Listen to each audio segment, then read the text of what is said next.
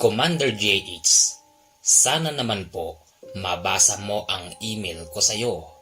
Madalas akong nagpapa-shoutout sa'yo sa comment section, kaya lang po ay hindi mo ako napapansin. Ako nga pala si Boyet, taga rito po ako sa Borongan, Eastern Samar. Ang kwentong ito ay kwento po sa akin ng aking ama patungkol sa kanyang kapatid na kung tawagin namin ay si Tio Boyet. Nangyari po ito taon ng 1935. Nung mga panahon na ito, Commander, ang edad noon ni tatay at ni Tio Boyet ay medyo bata-bata pa. Halos nasa 18 pa lang yata sila noon. Si tatay at si Tio Boyet ay magsanggang dikit. Sa tuwing nakakatikim ng palo si tatay sa kanilang ama, lagi itong sinasarangga ni Tio Boyet. Siya kasi yung parang merong kakaiba sa pagkatao niya. Kasi sa kanilang magkakapatid, siya yung madalas na nakakakita ng mga nilalang na hindi basta nakikita ng ibang mga mata ng tao. Katunayan nga niyan, si Tio Boyet, madalas niya raw nakikita yung ama ko na merong kasama na isang malaking mama na walang muka. Ay nako, ayan na naman yung kasama mo, wika ni Tio sa aking ama. Sino ba? Ayan o. Nako naman, Boyet. Nananakot ka na naman eh. Hindi ba't naman kita tatakutin? Habang sila ay nag-uusap, dumating ang kanilang ama. Inaaya si Tio Boyet na sila raw ay mangisda. Siyempre, pumayag naman si Tio Boyet dahil ito ay kagustuhan ng kanilang ama, habang si tatay ay naiwan sa bahay upang magbantay ng bahay. Baka raw kasi mawala yung kinaiingat-ingatan nila. Hindi naman nabanggit, Commander, kung ano ba yon. Ganito po, Commander, ang naging kwento ni Tio Boyet pag uwi nila sa bahay ng kanyang ama. Uy, bakit? Alam mo ba, nangyari sa amin ni tatay? Ano ba yon, ha? Kasi habang nandun kami sa dagat, wala kaming mahuli kahit isa. Ngayon ang problema, dahil sa parang minamalas kami ni tatay eh. O tapos, parang may tumatawag sa pangalan ko eh. Boses babae. Babae? Sino kaya yon? Sabi ko nga kay tatay, parang sirena ata yun. Nung banggitin ni Tio Boyet sa tatay ko, natawa yung tatay ko dahil bakit daw naniniwala si Tio Boyet sa mga sirena. Kung hindi siya naniniwala sa sirena, hindi rin naniniwala si tatay sa mga sinasabi ni Tio Boyet na si tatay daw ay palaging merong kasamang malaking mama. Hindi lang yun, Commander. Marami pang nakikita noon si Tio Boyet, maging ang mga nilalang na hindi basta nagpapakita sa mga inosenteng mata ng tao. Isang gabi, wala yung tatay, nila tatay at ni Tio Boyet. Dalawa lang silang naiwan sa bahay. Bandang 9:00 raw noon. Talaga namang nakakabasag ang katahimikan. Purong huni lang ng mga ibon ang maririnig mo. Nung mabasag ang katahimikan, napalitan ito ng kakaibang angil sa paligid. Ang sabi tuloy ng tatay ko noon kay Tio Boyet, ano ba yun? Boyet, ano ba yung may aso ba tayong alaga? Wala naman, di ba? Huwag kang maingay, kuya. Hindi aso yun. Ano yun? Matapos sabihin yun ni tatay, yung kanilang bubungan ay tila ba winawarak daw Tapos may mga malalakas na pagaspas mula sa itaas. Kitang-kita noon ni tatay na yung kanilang bubong na gawa lamang sa kugon ay biglang bumukas ng malaki. Dumungaw roon yung muka. Napakapula raw ng mata at tumutulo pa yung laway na napakabaho. Kung hindi nga raw nakalihis noon si tatay, tiyak na ito ay tatamaan ng laway niyang napakabaho. Napasigaw raw noon si tatay. Si Tio Boyet naman ay nakatingin lang. "Anong kailangan mo? May kasalanan ba kami sa'yo?" Sigaw ng tiyo. "Boyet, kilala mo ba yan?" "Hindi eh, aswang yata to." "Kaya nga eh." Ang reaksyon naman daw ng aswang nung mga oras na yon.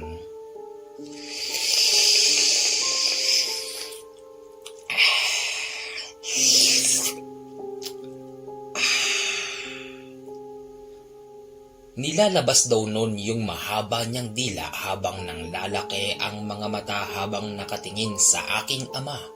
Si Tio Boyet naman ay hindi raw tinitignan ng aswang sa kanilang bubungan. Ang ginawa noon ni Tio Boyet, yung kanilang ilaw na digaas, kinuha raw ito ni Tio Boyet at binato kung saan nakadungaw yung aswang. Siyempre, Commander, nang tamaan yung mukha nun ay nabasag daw yung bote at dahil sa gawa lang sa kugon ang kanilang bubong, lumikha ito ng sunog. Maniwala ka o hindi, Commander, si tatay at si Tio Boyet ay hindi nakalabas sa kanilang bahay. Natupok ang kanilang bahay pero hindi po sila nasunog. Laking pagtataka ng ama ng aking tatay dahil paano raw sila nakaligtas roon.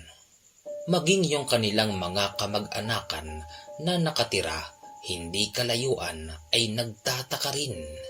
Ang sabi nga nila, isang milagro ang nangyari kasi isipin mo, sino ba namang tao ang makakaligtas sa sunog? Ayon naman sa kanilang kwento, habang nasusunog daw ang kanilang bahay, naramdaman na lang daw nila na merong umakap sa kanila. Hindi naman noon makita ni tatay at ni Tio Boyet kung sino yung nilalang na umakap sa kanila. Ganon pa man, ipinagsawalang bahala na lang nila ito. Ang importante, sila ay nakaligtas sa sunog. Lumipat agad sila sa kabilang barangay upang doon manirahan dahil doon yung manang lupa nila sa kanilang ninuno. Ay nako, mabuti na lang at meron pa tayong manang lupa. Boyet, alam mo ba yung nangyari? Alam ba naman yan? Tinatanong mo pa parehas tayong nandoon. Oo, alam kong merong umakap sa atin. Ngayon, ang problema, hindi natin kilala kung sino yun. Tsaka kung sino man siya, maraming salamat sa kanya. Kasi niligtas niya yung mga buhay natin di ba? Tama. Kung sino man siya, maraming salamat sa kanya. Sana isang araw, magpakita siya sa akin para makapagpasalamat naman ako sa kanya ng harap-harapan. Di ba, Boyet? Tama. Yun din ang gusto kong mangyari. Habang seryoso ang kanilang usapan, sumingit daw yung tatay nila. Boyet, sumama ka sa akin, ha? At bagong lipat tayo rito, kailangan manguha muna tayo ng mga kahoy. Mag-imbak tayo ng kahoy at baka sakaling makatsyempo na rin tayo ng makakain sa gubat. Opo tay, sige po. Sumama si Tio Boyet sa kanilang ama. Nahiwalay naman ito, Commander, dahil may naririnig daw si Tio Boyet na tumatawag sa kanya. Hindi naman natatakot noon si Tio Boyet kaya sinundan niya yung boses kung saan man ito nanggagaling. Nakakita siya ng isang maliit na puno na halos kasing laki lang ng tao. Napakayabong daw ng mga dahon at bulaklak nito. Sa gitna nun, Commander, ay merong lumiliwanag na isang bagay. Akit na akit si Tio Boyet nung mga oras na ito, kaya hindi siya nag-atubili na tumakbo papalapit roon. Kaya lang, Commander, isang malaking hakbang na lang ang hahakbangan ni Tio Boyet nung bigla siyang nahulog sa kumunoy. Pag ang tao nasa kumunoy, wala ka nang magagawa. Hindi ka makakaahon kung wala kang kakapitan. Hindi ka makakaahon kung walang hahatak sa'yo. Si Tio Boyet po, Commander JH, ay nilubog ng kumunoy hanggang sa siya ay mawalan na ng malay. Laking gulat ni Tio Boyet. Nagkaroon siya ng malay, nagising siya po ay nasa isang napakadilim na kuweba.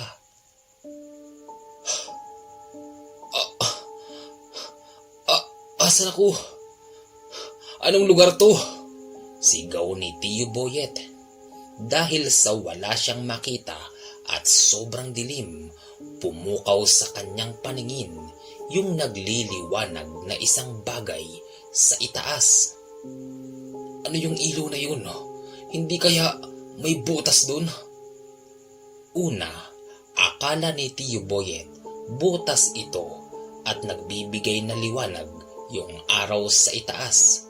Pinilit itong akyatin ni Tio Boyet pero hindi yun ganon kadali dahil ito nga ay mga bato at matutulis ang kanyang mga nahahawakan at natatapakan. Halos may 10 beses na nahulog si Tio Boyet. Ganon pa man, hindi niya ito tinigilan, Commander, hanggang sa nung maakyat niya na yung taas, biglang nawala yung maliit na liwanag.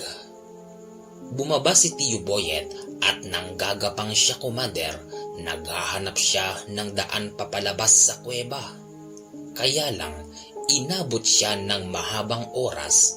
Hindi niya nahanap yung daan palabas. Nandyan yung nauuntog siya sa mga bato.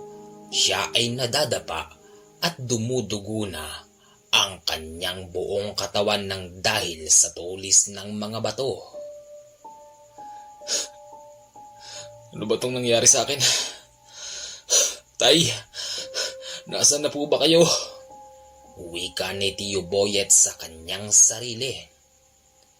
Nakatulog si Tio Boyet kahit siya ay pinapapak ng napakaraming lamok. Nagising na lang siya dahil merong konting liwanag sa buong kuweba. Ang ibig sabihin, heto na ang sikat ng tunay na araw. Tuwang-tuwa si Tio Boyet nung mga oras na ito. Sinundan niya yung liwanag kung saan nanggagaling hanggang sa nakakita siya ng isang butas na kasya lang ang tao. Tinugon yun ni Tio Boyet hanggang sa nakalabas na siya. Gulat na gulat siya, Commander, nang makalabas siya roon ay naroroon yung huling halaman na nakita niya. Teka, ito yung... Teka, sandali. Baka may kumunoy na naman ah. Wala namang kumunoy nung mga oras na ito, kaya madali siyang lumapit sa bulaklak. Napakabango. Pero nasa na yung maliwanag na nakita ko noon? Ano ba yun? Parang kwintas yata na lumulutang yun ah. Wika ng Tio Boyet sa kanyang sarili. Nung makita niya na, Commander, yung hinahanap niya, nasa likod pala ng mga bulaklak. Wow! Birhen! Parang ginto! Napakaliwanag! Wika na naman niya. At nang isuot na ito ni Tio Boyet, maniwala ka o hindi, Commander, nakakita siya ng napakaraming anghel na nagliliparan sa itaas. Heto po ay mga nakangiti kay Tio Boyet at binabati siya tapos kinakawayan. Si Tio Boyet naman kumakaway din at nakangiti. Hindi alam ni Tio Boyet kung ano ba ang kayang gawin ng makintab na birhen na yon, basta sinuot na lang niya tapos umuwi na siya sa bahay nila. Boyet anak, saan ka ba nanggaling ha? Hindi ba sabi ko mangangahoy lang tayo? Bakit isang linggo ka nang nawawala? Gulat na gulat si Tio Boyet sa sinabi ng kanyang ama. Isang linggo? Paano nangyari yun? Kaya ang sagot ni Tio Boyet, Tay, paanong isang linggo? Parang isang gabi lang akong nawala. Boyet anak, isang linggo ka nang nawawala. Kala ko kung napaano ka na eh. Hindi naman po tay. Tsaka tignan niyo to. Bigla siyang natigilan dahil ipapakita sana at ipapahawak ni Tio Boyet sa kanilang ama yung suot niyang birhen na makintab, pero wala na ito sa kanyang dibdib. Teka, saan napunta yun? Nandito lang yun eh. Ano ba yun, Boyet? Anong kahibangan niyang sinasabi mo? Tay, nakakita po ako ng kwintas na birhen. Napakaliwanag niya, tay, parang ginto. Nasa na? Patingin. Ewan ko, tay. Bigla naman pong nawala sa dibdib ko. Ay, naku, tong batang to. Sige na, kumain ka na muna at baka nagugutom ka na. Oo nga, Commander. Hindi nagutom ang Tio Boyet kahit sabihin pa na isang linggo na siyang nawawala. Gutom? Teka tay, hindi po ako nakakaramdam ng gutom.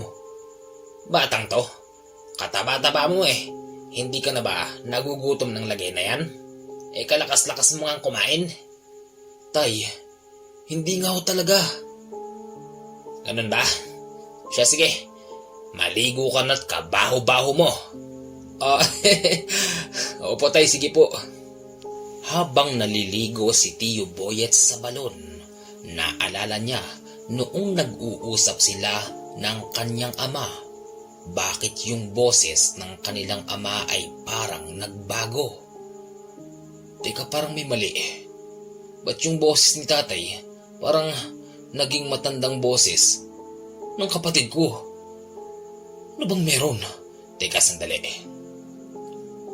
Nagmadali si Tio Boyet na matapos maligo. Matapos nun, nilapitan niya yung kanyang ama. Tay? Tay? Teka, tulog na ba to? Tulog na ba si tatay? Mamalay ko. Naupo lang ba naman eh. Tapos, ayan, parang ewan si tatay. Parang ngayon lang yata nangyari yan. Kaya nga napansin ko kanina, nung nag-uusap kami, parang kaboses mo ang tatay tapos medyo tumanda lang ng konti yung boses. Ganon? Oo. Tay.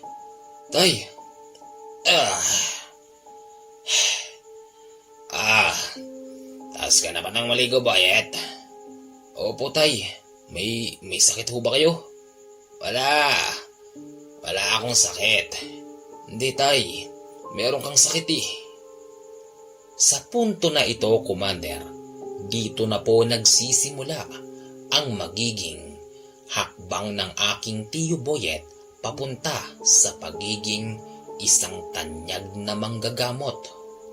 Noong una, tuwang-tuwa ang Tio Boyet dahil ang nasampulan ng kanyang panggagamot ay ang kanyang ama, dahil meron palang gumugulo noon sa kanyang ama na halos gumagaya sa boses ng aking tatay.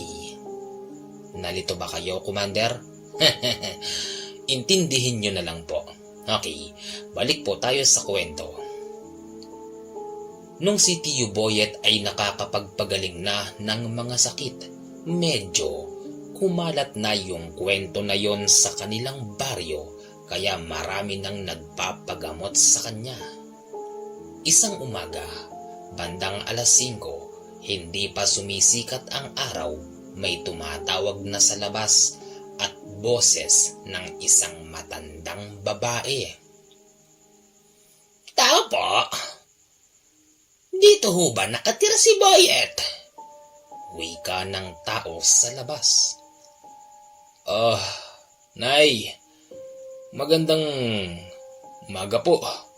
Ako ho si Boyet. Bakit ho?" Balita ko, nakakapanggamot ka daw. Wala kasi akong pambayad. Iho, pwede mo ba akong gamutin? Nay, ang pagtulong po ay walang katumbas na pera. Sige po, kung ano man yung sakit nyo, tignan po natin kung mapapagaling ko kayo. Pero pag hindi ko po kayo napagaling, wag po sana kayong magagalit sa akin. Sige na, iho. Masakit na ang likod ko. Opo, sige po. Hinilot lang naman ni Tio Boyet yung matandang babae dahil ito ay matanda na kaya medyo uba na. Hinilot-hilot niya ito pababa at pataas. Salat na salat ni Tio Boyet yung mga lamig sa katawan ng matandang babae. Pero nang bitawan niya na ito, maniwala ka o hindi, Commander, yung katawan niyang medyo nakayoko ay medyo naiunat niya na. Aba, napakagaling mo palang manggamot. Totoo nga ang balita. Iho, babalik ako sa susunod na linggo. Magdadala ako ng konting pagkain bilang pasasalamat. Nay, hindi na po kailangan yun. Sige po, saan ho ba kayo uwi? Diyan lang. Salamat, iho. Aalis na ako. Sige po. Ang nangyayari, Commander, sa tuwing makakapagpagaling si Tio Boyet, nagpapakita sa kanyang dibdib yung birhen na suot niya. Pero kapag tapos nun, bigla na ring nawawala. Hanggang sa isang araw, yung tatay ko naman po ang tinamaan ng matinding sakit. At yung sakit na ito ay hindi kayang pagalingin ng doktor. Bumabagyo nung mga oras na ito, nagsasama yung malakas na hangin at ulan. Tay! Tay! Sigaw ni Tio Boyet sa kanilang ama. Bakit, Boyet? Ano bang problema mo? Lakas-lakas ng hangin Sumisigaw ka pa. Hindi naman tinatangin ng hangin yung bahay natin, ha? Ano bang meron? Tay, si Kuya, napakainit niya. Oy, baka naman merong lagnat. Pagalingin mo na. Kayang-kaya mo yan, anak. Yung tatay nila noong oras na ito ay tila ba pagod na pagod, kaya tamad na tamad bumangon sa kanyang higaan, habang si Tio Boyet ay abala sa paggawa ng paraan upang mapagaling ang tatay. Kuya, ano ba nangyari sa'yo? Wika ni Tio Boyet. Nang dumilat daw ang tatay, nagulat si Tio Boyet dahil napakapula ng kanyang mga mata. At ang pinakamatindi, yung buhok ni tatay ay bigla raw tumigas at nagsigsitayuan. Teka, Kuya, huy! Anong nangyayari sa'yo? Nang sumagot daw yung tatay ko, Commander, iba na ang boses at ganito ang mga sinasabi na tila ba hindi na siya yung nasa katauhan niya.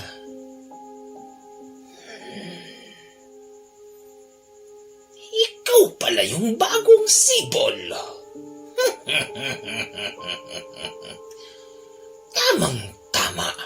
Sa aking pag-ahon sa lupa, meron akong mapaglalaroan.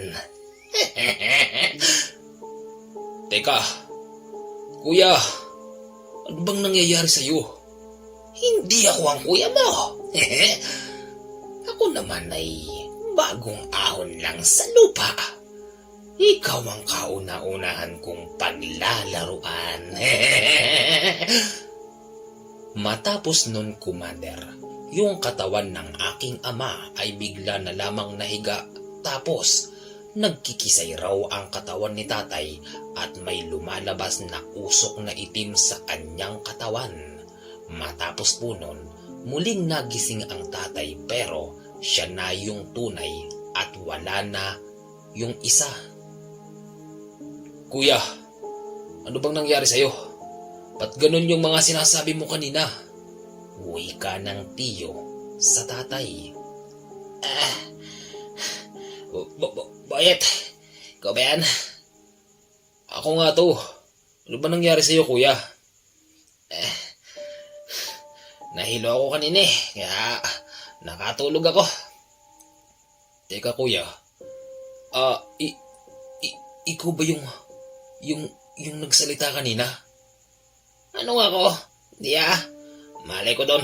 Ngayon nga lang ako nagising Sa punto na yun, napaisip si Tio Boyet na talagang hindi yung tatay ko ang nagsalita kanina. Ano yun? Sino yun? Anong kailangan niya? Bakit niya ko kailangan lapitan? Heto ang tumatakbo sa isipan ni Tio Boyet nung oras na yon. Ganun pa man, binaliwala na lang nila ito hanggang sa nang humupa na ang napakalakas na hangin at pag-ulan.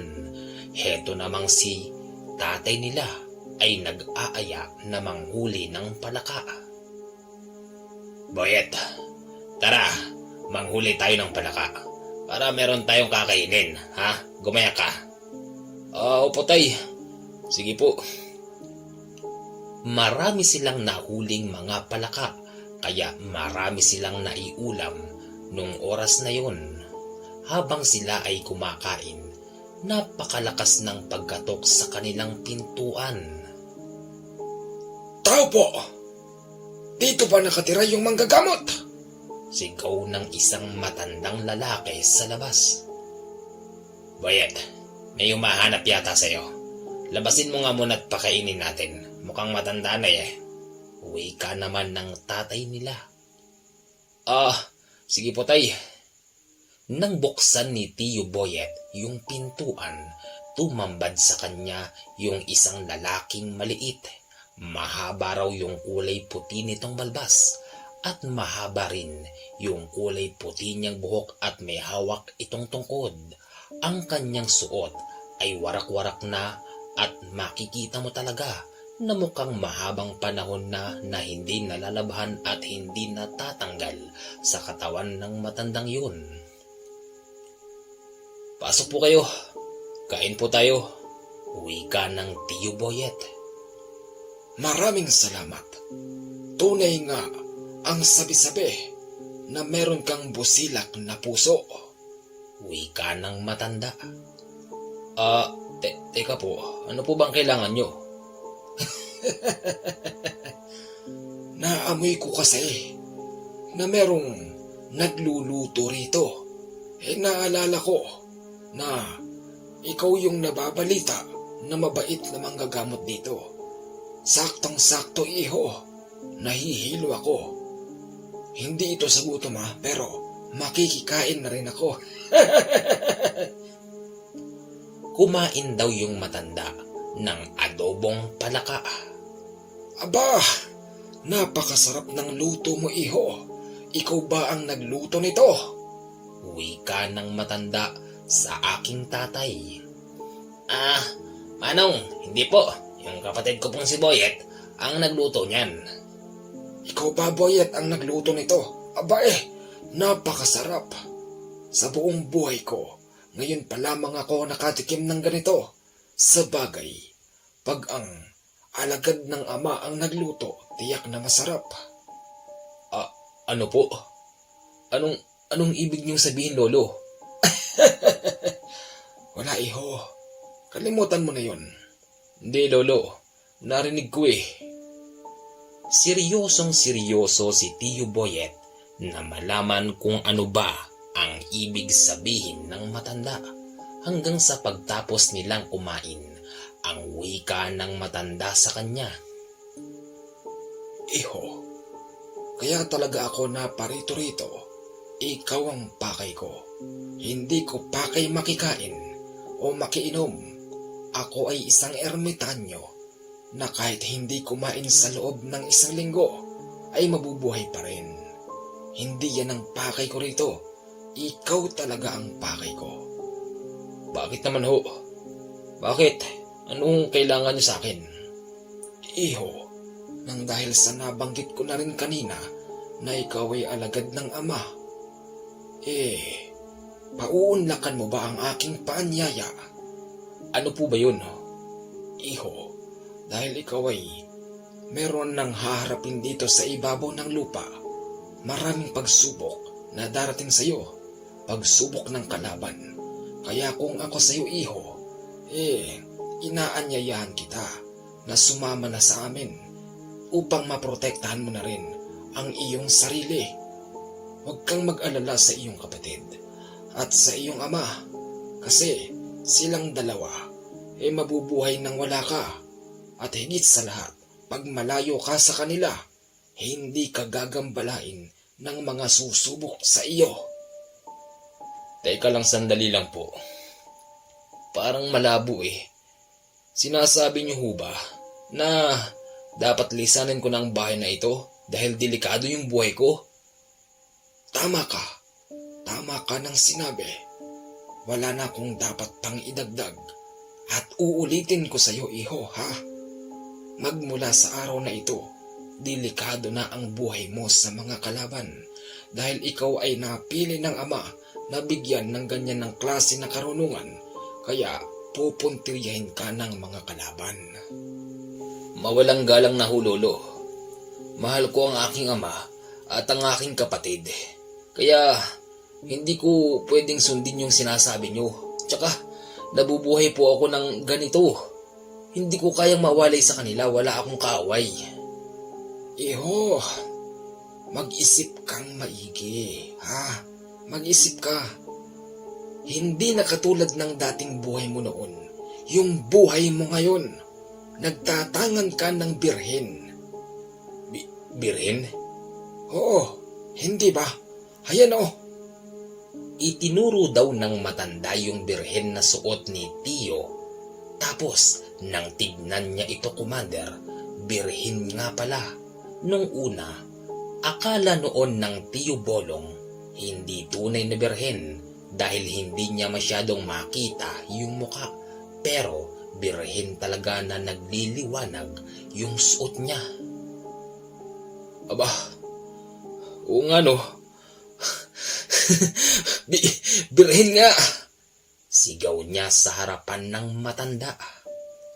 Iho, sana ay naintindihan mo ang sinasabi ko sa iyo.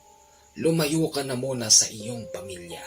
Ikukubli ka namin ng aking mga kasama dahil para maprotektahan ang iyong sarili at nang masanay ka pa namin. Masanay? Saan? Para saan po yan? Sasanayin ka namin sa iba pang mga hindi mo pa nalalaman kasi uulitin ko sa iyo nang dahil sa meron ka ng nakaatang na responsibilidad sa ibabaw ng lupa, lalapitan ka na ng iba't ibang klaseng kalaban. Ikukubli ka lang namin at sasanayin para pag lumayo ka na sa amin ay kaya mo nang ipagtanggol ang iyong sarili at ang iyong pamilya. Labo nyo naman, Manong Ermitanyo. Hindi ko ho kayo maintindihan. Baka naman ho po pwedeng uwi mo na kayo. At medyo gabi na rin po Hindi ako uuwi. Dito ako matutulog hanggat hindi kita nakukumbinse. Kayo pong bahala, magpaalam kayo sa tatay. Baka ayaw kayo patulugin yan, kita nyo amoy nyo. Dapat nga ho, hindi ko kayo kinakausap Kasi bukod sa mabaho na ho kayo, mukhang hindi ho kayo mapagkakatiwalaan dahil sa ayos nyo. Aba! Lokong bata ito Nasaan ba yung ama mo? Andyan ho sa loob. Ginoo. Maraming salamat po sa masarap na pagkain. Okay lang ho yun. Ano ho atin? Akala ko naman po ay Umuwi na kayo. Hindi ako uuwi. Dito ako matutulog dahil meron akong gustong ipaintindi sa iyong anak na si Bolong. Ganun ho ba? Ang aking pamamahay ay maluwang. Pwede kahit sino rito, wag lang kami gagawan ng masama. Lolo, eto ang tandaan mo. Tulog manok lang ako. Kaya kung tatraidorin mo kami, haba, mag-isip-isip ka. Tignan mo yung itsura mo, ha? Mukhang hindi mo na kayang lumakad. Pero, sa palagay ko naman hindi ka gagawa ng masama. Kaya dito ka na matulog, sige. Huwag kang mag-alala, Ginoo. Hindi ako masamang tao. Uulitin ko sa iyo. Meron kaming pag-uusapan na importanteng mahalaga ng anak mong si Bolong. Para na rin ito sa kanyang kaligtasan. Ganun ho ba? O, di bahala ho kayo. Kung patungkol ho yan sa panggagamot ng anak ko, walang problema. Maraming salamat ho, Ginoo.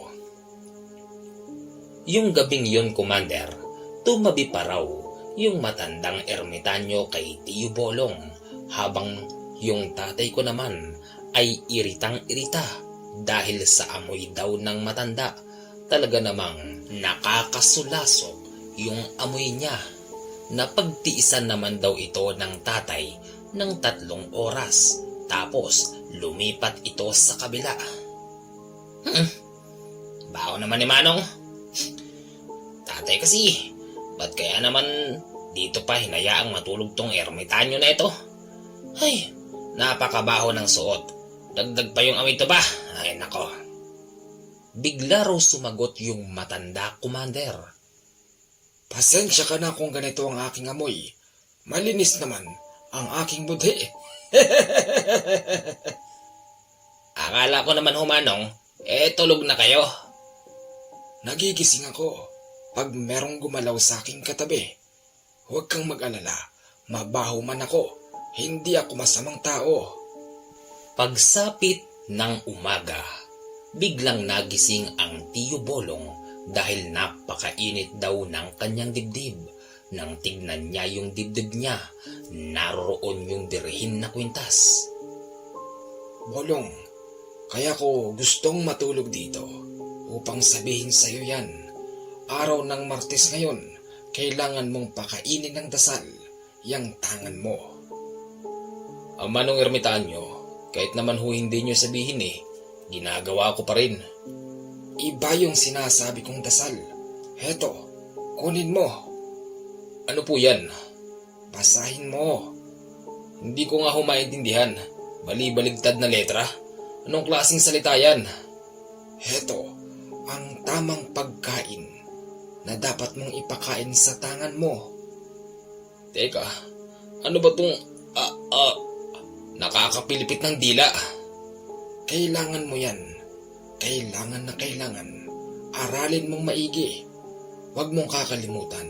Ikaw ay napili, kaya madali mong maiintindihan kung para saan at kung ano ba yung mga nakasulat dyan. O siya, sige, hihigop muna ako ng kape at aralin mong maigi yan, ha? Matandang to. Ay nako.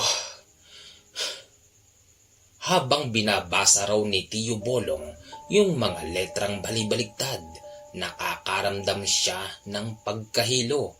Ganun pa man, meron daw bumubulong sa kanyang isipan na huwag titigilan ang pagbabasa dahil naroroon daw ang kanyang buhay. Nung matapos niya nang basahin yung isang pahina, tinignan niya yung kabila. Babasahin daw sana ito ni Tiyo Bolong pero may pumigil daw sa kanyang isipan kaya hindi niya ito sinambit sa kanyang isipan. Nasaan na ba yung Manong ermitanyo na yun? Kuya, nasaan na ba yung matanda? Ewan ko. Lumabas lang kanina May dalang baso, nagkakape. Bigla namang nawala. Tanong mo kay tatay, baka nakita niya. Tay, saan ho gumawi yung ermitanyo? Malay ko. Lumabas lang kanina Hindi ko naman na alam kung saan nagtungo. Matandang yun Susuli ko pa naman yung aklat niya. Nandito ako. Tapos ka na ba, iho? Teka, Saan ho kayo galing? Wala naman kayo kanina dyan ah. Nandito ako nakatayo. Hindi mo ako nakita? Hindi po. Tapos ka na ba? Opo. O siya, sige. Kunin mo na yan. Po. Oo, kunin mo na yan. Heto lang ang babasahin mo palagi ha. Sa tuwing 6:00 ng umaga at ng hapon, kailangan mo na itong simulan na basahin. Tandaan mo, ang iyong tangan ay parang tao din. Katulad natin, kailangan din nilang kumain. Diba? Naintindihan mo? Opo. Tsaka, baka pwedeng tawagin mo lang ako bilang Tio Esteban. Esteban kasi ang pangalan ko. At ituring mo ako na tiyo mo. Sige po. Tio Esteban. Esteban! Opo. Sige po. Sa buong maghapon na dumaan, yung matandang ermitanyo ay tila ba hindi mapakali dahil ito ay paikot-ikot sa bahay nila tatay. Kaya ang wika noon ni Tio Bolong, Tio Esteban, bakit ho hindi yata kayo mapakali? May problema ho ba kayo? Wala naman. Pero bakit? Kanina pa kayo paikot-ikot, linga kayo ng linga, tapos ano bang nakikita nyo? May tinuturo pa kayo. Wala nga sinabi eh. Nasaan ang ama mo? Sumalok lang ho saglit ng tubig. O siya, sige. Nandito na ho ako. Ano hong meron, Tio Esteban? Pwede bang isama ko na yung anak mo? Saan ho? Mauubusan na kami ng oras. Papalapit na ang kalaban. Huwag kang mag-alala. Hindi ako kalaban. Ako ay isang kaibigan na handang tumulong sa anak mo. Ililihis ko lang siya sa maaaring mangyari at baka madamay pa kayo. Ganun ho ba? Bolong, sasama ka ba kay Tio Esteban? Tay, parang gusto ko na nga rin ho eh. Bahala na ho kung anong mangyari. Pero ramdam ko naman po na si Tio Esteban mabait na tao. Kung ganun anak, sige, yung mga gamit mo, ilagay mo na sa sako at magtungo na kayo kung saan kayo pupunta. Basta palagi mong tatandaan anak, na ikaw ay merong pamilya na uuwian. Anumang oras, anumang araw, pwede kang umuwi rito, ha? Opo tay, salamat po. matapos mailagay ni Tio Bolong sa sako yung kanyang mga damit, nagpaalam na sila sa aking ama at sa ama ng tatay ko. Dito naman, Commander JH, papasok yung kwento ng mga naging karanasan ni Tio Bolong nang siya ay mapunta sa grupo ng mga ermitanyo. Habang sila ay naglalakad sa gitna ng kagubatan, nag-uusap silang dalawa. Tio Esteban, napansin ko lang parang napakatanda nyo na, pero pag lumakad kayo parang talo nyo pa yata ako ah. Yan ang sikreto ng isang ermitanyo. Madali ka at aabutan tayo ng ulan. Tio Esteban, ano bang nagagawa ng isang ermitanyo? Ano bang kakayanan nyo? Ano ba kamong kakayanan ko? Heto, kauna-unahan, ang hindi paghina ng katawan. Tamang tumatanda ang aking katawan pero magilas pa rin ako. Mas malakas pa yata ako sa 10 kalabaw. Oh? 10 kalabaw? Grabe naman ho kayong magsalita. Hindi kita binibiro. Yung dadaanan natin ay may buwal na malaking kahoy. Para tayo, makadaan dyan, kailangan nating ibabawan yung mga nagtatabaan niyang sanga, hindi ba? Opo. Pero, ipapakita ko sa iyo kung sino si Esteban na ermitanyo. Po? Paano? Ang ginawa ng ermitanyo, Commander, pinatunayan niya sa aking Tio Bolong yung kanyang lakas. Nagawa niyang sipain ng malakas yung isang malaking sanga at ito ay ay biglang naputol. Teka, anong klaseng lakas meron kayo, Tio Esteban? Tsaka, pero sa bagay, tuyo naman na yan eh, kaya kayang-kaya nyo yan putulin. Ganun ba? Hindi biro yung laki ng mga sanga nito. Aba gabilog ng timba. Kahit sabihin na, heto ay tuyo, hindi mo to basta kayang putulin sa pamamagitan lamang ng isang sipa. O sige, ikaw nga. Nang sipain daw ni Tio Bolong yung isang sanga na tuyo na halos gabilog ng timba, ni hindi man lang daw ito natinag kaya natawa ng malakas yung ermitanyo. Ano? Kaya mo pa? Huwag mong yayabangan ng isang ermitanyo. Pero ganun pa man, naniniwala ako na konting pagsasanay lang mas malakas ka na sa akin. At heto pa, alam mo ba, yung lakas ko balang araw, isasalin ko sa'yo. Ano pong ibig niyong sabihin, Tio Esteban? Ang ibig kong sabihin, kapag ako ay wala na, ang aking mga kagamitan at ang aking lakas ay ibibigay ko sa iyo. Paano? Huwag mo munang alamin, Tarna. Ang importante sa ngayon na ipakita ko sa iyo ang lakas ng isang tunay na ermitanyo. Meron pa akong kasamahan doon na 2. Makikilala mo sila. Sige po. Pagdako nila sa isang napakalaking puno, huminto Commander yung ermitanyo sabay sabing, Nandito na tayo. Saan po? Dito. Heto ang bahay namin. Ito? Malaking puno? Nasaan yung pinto? Hindi mo pala alam yung mga ganito. Ang ermitanyo ay namumuhay sa mga puno, sa kuweba, at sa sira-sirang kubo. Pero kahit sira-sira yung kubo na yon hindi naman kami nababasa at naaarawan. Naririto yung pinto, halika. hangang-hanga si Tio Bolong sa nakita niya. Umikot sila sa likuran at naroon nga yung isang maliit na pinto. Nauntog pa nga raw si Tio Bolong nang pumasok siya rito. At laking gulat niya, merong isang lalaki roon na halos kasing edad lang niya.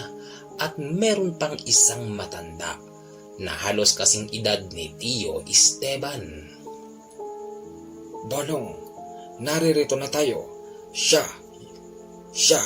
yung sinasabi ko na makikilala mo. Teka, ermitanyo ka din? Wika ni Tio Bolong sa isang lalaki na kaedad niya. At nung magsalita na ito, ako nga pala si Vic. Ikaw? Ako si Bolong. Teka, Tio Esteban, akala ko ermitanyo yung mga kasama nyo rito. Ay, hindi ko agad nasabi sa'yo. Si Vic ay isa na ring ganap na ermitanyo. Bata lang siya kung titignan mo.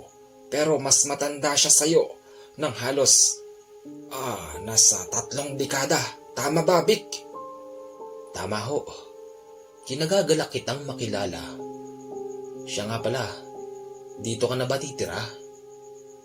Sabi nga ni Tio, dito na raw muna ako at kinukubli niya ako sa maaaring mangyari. Hindi ko naman maintindihan kung ano ba yun. Tio Esteban, ano bang ibig mong sabihin? Siya nga pala, hindi ko agad nasabi sa'yo yon Bolong. Yung pagkukubli ko sa'yo. Kasi, kaya hindi ako mapakali. Nakikita ko pali-palibot na sa atin yung mga kalaban. Kalaban? Anong ibig niyo sabihin? Sino ba yung mga yun? Ayaw niyo naman ho kasi akong diretsuhin para malaman ko kung sino ba yung tinutukoy niyong kalaban. Biglang sumagot daw si Vic nung mga oras na ito at siya ang nagpaliwanag ng buo kay Tio Bolong. Bolong, ang ibig sabihin ni Tio, yung mga kalaban ang kauna-unahang gustong sumubok sa'yo ay yung mga grupo ng aswang. At yung aswang na yun, siya ang dahilan kung bakit nasunog yung inyong bahay Naaalala mo pa ba yun? Ha? Paano mo nalaman? Yan ang aking kakayanan. Nakakabasa ako ng isipan ng mga tao. Katulad mo, dahil ikaw ay nasa aking harapan, nababasa ko yung mga sinasabi ng iyong mga mata at yung nasa loob ng iyong isipan. Marahil nagtataka ka, pero yan ang kakayanan ng isang tunay na ermitanyo. Yan din yung sinasabi sa akin ni Tio Esteban. Alam mo kanina, no? Pinakitahan niya ako ng lakas niya. Sinipa niya yung gabilog ng timba na to yung kahoy aba na putol. O tapos ikaw, anong ginawa mo? Eh di ayun, natawa lang ako pero... Teka, totoo ba? Alin? Anong totoo? Ang ibig kong sabihin, totoo ba yung mga naghahagawa nyo? Ay nako, ang dami mo namang tanong. Ano pa bang gusto mong patunay? Ipakita ang aming kapangyarihan. Yun ba ang ibig mong sabihin, Vic? Ano po yun, Tio? Sige, pakitahan mo nga ng iyong kapangyarihan bilang isang ermitanyo ang ating panauhing pangdangal na si Bolong. Bolong, halika, sumama ka sa akin. Saan tayo pupunta? Basta, halika sumama ka na lang. Isinama si Tio Bolong sa maliit na sapa. Tapos, ang ginawa ni Vic, kumuha siya ng isang piraso sa kanyang buhok at sinawsaw sa tubig. Hindi nagtagal, Commander, may mga naglalapitan na mga hito. Tignan mo yan. Tignan mo ito. Ang mga isda na ito ay kaya kong hulihin sa pamamagitan lamang ng aking mga kamay nang dahil sa aking buhok napaamo ko ang mga isda. Ngayon, naniniwala ka na ba, Bolong? Paano naman ako maniniwala? Baka naman kasi yung buhok mo pagkain ng mga isda rito. Sa tagal mo nang nakatira dito, baka naman kasi kilala ka na ng mga isda rito. Bolong, walang nakakatawa sa sinabi ko. Ito naman di na mabiro. Biro lang yun. Sige na, hulihin mo na nga isda na meron tayong makain. Madali lang daw nahuli ni Vic yung mga isda. Tapos bumalik na sila at dito naman na nagsalita yung isa pang matanda na mas matanda pa kay Tio Esteban. Pinabati kita, iho, dahil maswerte ka at napili ka ni Esteban na dalhin dito. Alam mo, yung iba nga dyan nagpupumilit na pumasok sa aming samahan, pero hindi namin yan tinatanggap dahil nakikita namin sa kanilang pagkatao na hindi sila karapat-dapat. Siya nga pala, ako si Apo Pinong. Kinagagala kitang makilala, Bolong. Kinagagala ko rin po kayong makilala. Apo Pinong, isa rin ho pala kayong ermitanyo. Tama ka, ako ay isang ermitanyo rin kagaya ni Esteban at ni Vic. Guys, meron po itong part 2. Nandito na po sa aking email. Nagtataka ako, hindi man lang nagpakilala yung sender pero taga Samar yata. Parang ganun O siya, abangan nyo po yung susunod. Tiyak na napakaganda nito. Digmaan to guys. Salamat po.